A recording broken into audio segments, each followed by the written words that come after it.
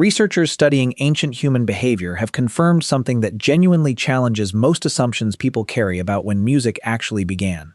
The oldest confirmed musical instruments found in the archaeological record date to approximately 60,000 years ago, carved bone flutes discovered in cave sites across Europe and Asia. Instruments sophisticated enough that the people who made them clearly understood musical scales, consistent tuning, and the deliberate production of specific pitches rather than simply rhythmic noise. But here is what makes that number genuinely interesting. Those instruments were already sophisticated when we found them. They were not primitive first attempts. They were refined tools made by people who had clearly been making music for a very long time before those specific objects were created and then preserved by the fortunate accident of being in the right cave at the right temperature for tens of thousands of years. The actual beginning of human music almost certainly predates those instruments by an enormous margin that we can only estimate. And the estimate, once you understand what music actually is and what it requires biologically, gets very long very quickly. Let's start with the most basic, almost embarrassingly overlooked foundation beneath all of this ancient musical capability: the human body itself. Before any instrument was ever carved from bone or stretched across a hollow log, the human body was already a complete musical instrument.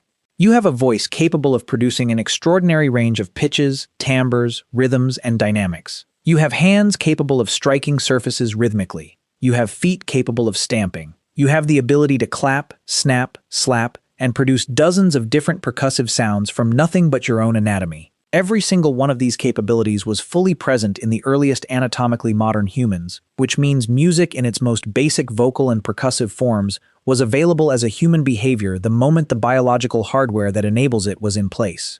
Which was a very long time ago.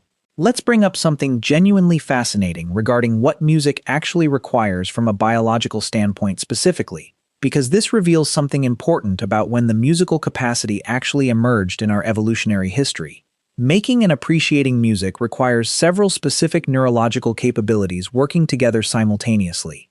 Pitch perception, the ability to distinguish between different sound frequencies and recognize relationships between them. Rhythmic entrainment, the ability to synchronize movement and attention to a regular beat. Melodic memory, the ability to remember sequences of pitches and recognize them when heard again. Emotional response to sound patterns, the tendency to experience distinct emotional states in response to specific musical structures. None of these capabilities are unique to music. Every single one of them appears in other functional contexts in human cognition and is shared in various degrees with other animal species.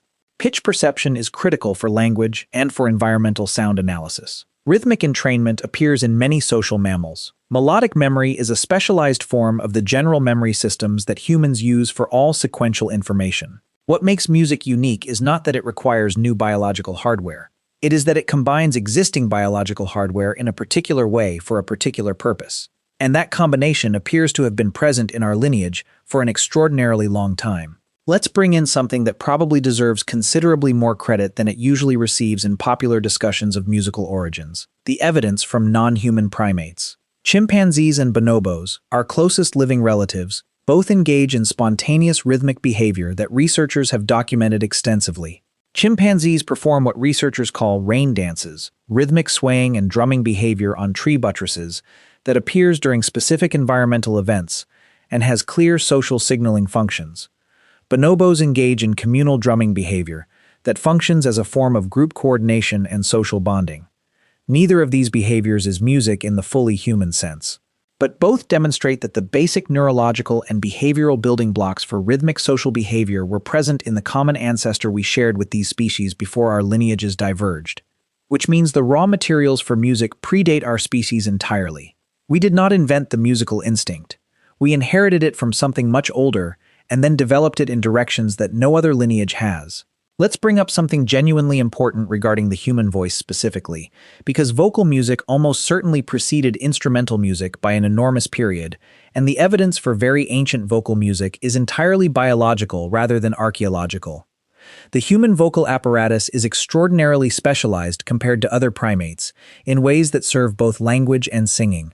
We have descended larynxes that allow us to produce a greater range of sounds at the cost of making us uniquely vulnerable to choking, a serious anatomical disadvantage that evolution presumably tolerated because the communication advantages it enabled were significant enough to outweigh the survival cost. We have fine motor control over our vocal cords, lip muscles, and tongue that far exceeds what other primates possess. We have breath control capabilities that allow sustained vocalization in ways that other apes cannot match. All of these specializations serve both language and music simultaneously, which suggests they co-evolved as part of a general enhancement of vocal communication capability rather than being specifically designed for either one. The implication is that the biological foundation for singing is at least as old as the biological foundation for language, which most researchers place somewhere between 200,000 and 500,000 years ago at minimum. Let's bring up something genuinely remarkable regarding the specific evidence of the oldest confirmed musical instruments, because these objects tell us considerably more than just their age.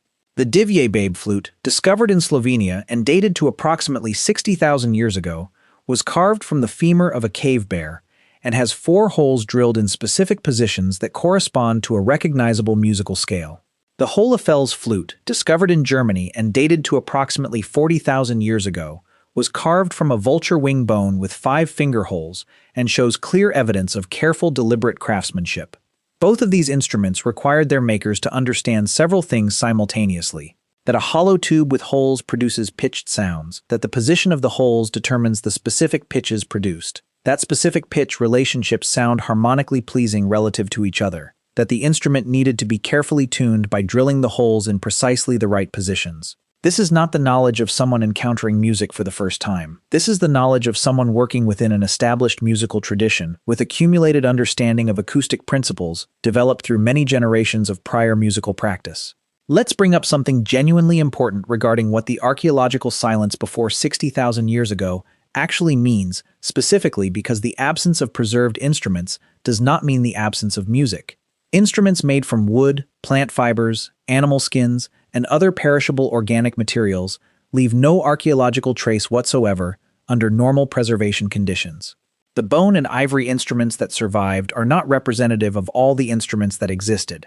They are representative of the tiny fraction of instruments made from materials that happened to survive under the specific preservation conditions of the specific sites where they were deposited.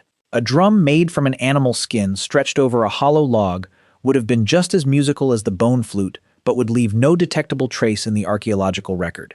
A song or a chant or a rhythmic hand-clapping sequence leaves no physical trace at all. The archaeological silence before 60,000 years ago tells us nothing about whether music existed. It tells us only that the specific conditions required for instrument preservation did not happen to be met at sites that have been discovered so far. Let's bring up something genuinely fascinating regarding the evidence from ancient burial sites, specifically because funeral and ritual contexts frequently preserve evidence of ancient musical behavior that other contexts do not. Archaeological sites from as far back as 100,000 years ago show evidence of deliberate burial practices involving specific ritual behaviors: colored ochre, flower pollens suggesting the placement of flowers, animal bones in specific arrangements, all of which suggest the existence of cultural ceremonies with symbolic meaning. Cultural ceremonies with symbolic meaning in every documented human and pre-human culture involve music and rhythm as central elements. The ritual context is one of the places where music most reliably appears across all documented human cultures, without exception, suggesting that if the ritual behavior is present, the music was almost certainly present alongside it, even if it left no physical trace. The 100,000-year-old burials with deliberate ritual characteristics are not proof of music, but they are consistent with a behavioral package that in every other known instance includes music as a central component. Let's bring up something genuinely important regarding the social functions of music specifically, because understanding why humans make music helps explain how deeply embedded in human social behavior it actually is, and therefore how ancient it is likely to be. Music serves several distinct social functions that appear consistently across all human cultures worldwide. It coordinates group activity, work songs, marching rhythms, rowing chants, all of which synchronize the physical effort of multiple people working together. It regulates emotional states, both individually and collectively. Music reliably produces specific emotional responses that can calm, energize, comfort, or excite. And these responses appear to be at least partially universal across cultures, rather than purely culturally learned. It signals and reinforces group identity. Music styles, instruments, and musical traditions function as markers of belonging and shared culture in every human society. It facilitates social bonding through the specific neurochemical effects of synchronized group musical activity, which releases endorphins and oxytocin in ways that strengthen social bonds between participants. Each of these functions addresses a genuine survival challenge faced by social primates living in cooperative groups. And each of them appears to be ancient, not culturally optional, but deeply built into the human social behavioral system. Let's bring up something genuinely remarkable regarding lullabies specifically, because lullabies represent a form of music so universal across all human cultures that their existence suggests something important about the antiquity of musical behavior. Every documented human culture has lullabies. Not similar lullabies, not comparable traditions. Every single culture has them, and they share a remarkably consistent set of acoustic characteristics across cultures that have been completely isolated from each other for tens of thousands of years. Slow tempo, simple repetitive melodic structure, gentle timbral quality, descending pitch patterns associated with relaxation and sleep. These shared characteristics across completely separated cultural traditions suggest that lullabies are not a cultural invention that spread from a single origin point. They are an independent, convergent discovery made by every human population separately, because the acoustic properties that make lullabies effective for calming infants are rooted in the basic biology of how the infant auditory system responds to sound. If lullabies were independently discovered by every separated human population, they were being produced by our ancestors before those populations separated, which takes us back at least 70,000 years and probably much further. Let's bring up something genuinely interesting regarding what modern neuroscience has revealed about the human brain's response to music, specifically because this reveals something important about how fundamental music is to human neural architecture. Music activates the brain's reward system in ways that parallel the response to food, sex, and social connection, the fundamental biological drives that evolution has reinforced most strongly. Music synchronizes neural oscillations across different brain regions in ways that no other auditory stimulus reliably produces. The human brain anticipates musical patterns and experiences a distinct neurological reward when those anticipations are fulfilled, and a distinct emotional response when they are unexpectedly violated. A response pattern that requires significant neural infrastructure dedicated specifically to music processing. This level of neural specialization for music does not develop overnight in evolutionary terms. It represents an investment in neural architecture that suggests music has been a consistent and important part of human behavioral life for an extremely long time, long enough for natural selection to have reinforced and refined the neural systems that support musical behavior, because those systems were consistently providing survival or reproductive advantages to the individuals who had them. Let's also bring up something genuinely fascinating regarding the evidence from infant musical sensitivity, specifically because newborn humans show musical sensitivity that they could not possibly have learned through post-birth experience. Newborn infants show preference for consonant over dissonant pitch combinations even before they have had any musical exposure that could have taught them this preference. Infants just a few days old show rhythmic synchronization responses to regular beats. Fetuses in the womb respond to musical stimuli in ways that differ from their responses to speech and environmental noise, suggesting that the human auditory system begins processing musical information before birth. These innate musical sensitivities cannot be learned. They are present in the hardware of the human auditory and neural system before any post-birth experience could have shaped them. This means music is not a cultural overlay applied to a neutral biological substrate. Music is something the human biological system is specifically built to engage with from the very beginning of individual life. And biological systems do not develop that kind of specific prenatal sensitivity to an input unless that input has been consistently present and consistently important across an enormous span of evolutionary time. Let's also bring up something genuinely important regarding the universality of musical intervals, specifically because certain pitch relationships appear in the musical systems of every culture that has been studied, even cultures that developed their musical traditions in complete isolation from each other over tens of thousands of years. The octave, the interval produced when one pitch has exactly twice the frequency of another, appears in every musical system ever documented. The fifth, the interval produced when one pitch has 3/2 the frequency of another, appears in virtually every musical system ever documented. These intervals are not culturally arbitrary choices. They correspond to natural relationships in the harmonic series that are physically present in the overtone structure of almost every naturally occurring sound. Human auditory systems appear to have evolved specific sensitivity to these harmonic relationships because they are reliably informative about the physical properties of sound sources in the natural world. The universality of these musical intervals across isolated cultures is evidence that they are rooted in biology rather than culture, which means the preference for them is ancient rather than recent.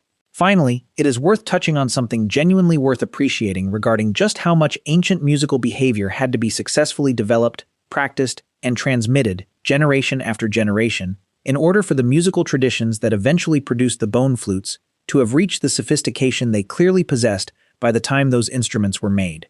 The person who carved the Divje Babe flute 60,000 years ago was not a musical pioneer. They were the inheritor of a musical tradition that had been developing for an unknown but certainly very long period before they were born.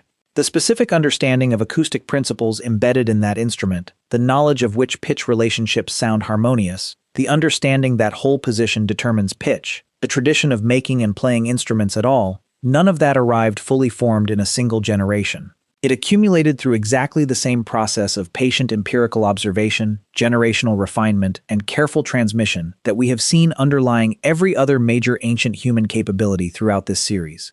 Music was not invented. It was grown, slowly, generation by generation, from the biological roots already present in the human system, through the accumulated practice and refinement of countless individuals across an enormous span of time, until it produced the sophisticated musical culture that the archaeological evidence allows us to glimpse at 60,000 years ago, and that has continued developing in every human community ever since. So when did humans first start making music? Based on everything we have covered throughout this entire video, the honest, complete answer is that we do not know precisely, and the genuine answer is almost certainly much earlier than most people assume. The biological hardware for music was present in our lineage before our species existed. The behavioral building blocks appear in our closest primate relatives. The oldest confirmed instruments show a sophistication that implies a very long prior tradition. The universality of musical behaviors like lullabies across all isolated human populations implies a common origin before those populations separated. The neural specialization for music implies an evolutionary investment that takes enormous spans of time to develop. And the absence of earlier physical evidence tells us nothing about the absence of earlier music, only about the limits of what organic materials and ephemeral performances can leave behind in the archaeological record for us to find. Music almost certainly began not with the first instrument we happened to find, but with the first human voices raised together in something that felt to the people producing it like more than just noise, which was, in all likelihood, a very long time ago indeed.